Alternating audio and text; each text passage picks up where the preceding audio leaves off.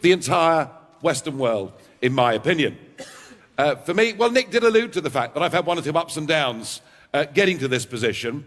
But for me, yeah, it's been a 25-year journey. I was a businessman. I got into politics because I felt that our political class were completely out of touch with the people, frankly, that drank in my village pub. Just ordinary folk who were all pro-European, but none of whom actually wanted us to be governed from Brussels. So that was my motivation to get involved in this. And I think, yeah, 2016 has been the year of political revolution. It's been the year of the outsiders. But remember, what made Brexit happen and what got Trump elected were a lot of little people who don't normally vote at all, but have simply had enough and want to vote for change. They feel they've been talked down to. They feel they've been sneered at. And I think what this conference needs to face up to is it's not just the political class that increasingly is treated with contempt by the broader public across the West. Actually, the national broadcasters are becoming, and the rest of the media too, are being, I'm afraid, viewed in the same way. You are now on a par with the political class. How about that? It's not a great place to be, is it? And the internet poses you a real challenge. Now, let me be clear. The internet, from my perspective, we would never, ever have got UKIP off the ground. We would never have been any more than a little fringe party had it not been for YouTube taking off in 2007 and 2008.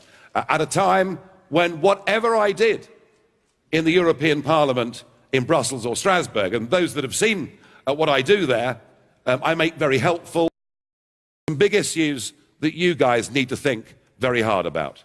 The European question is one of them. We've shown with Brexit what is possible, and there are now many countries across the European Union seriously questioning their future in this project.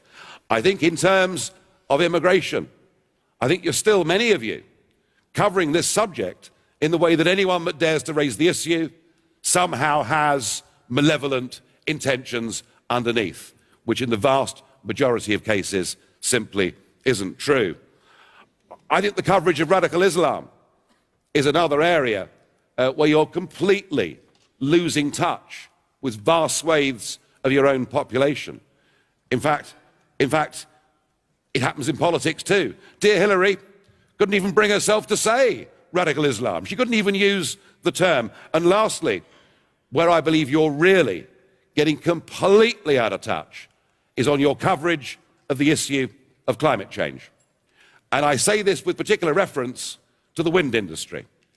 I've seen dozens of reports on British media about a new wind farm that is being built on an upland moor or being built at sea.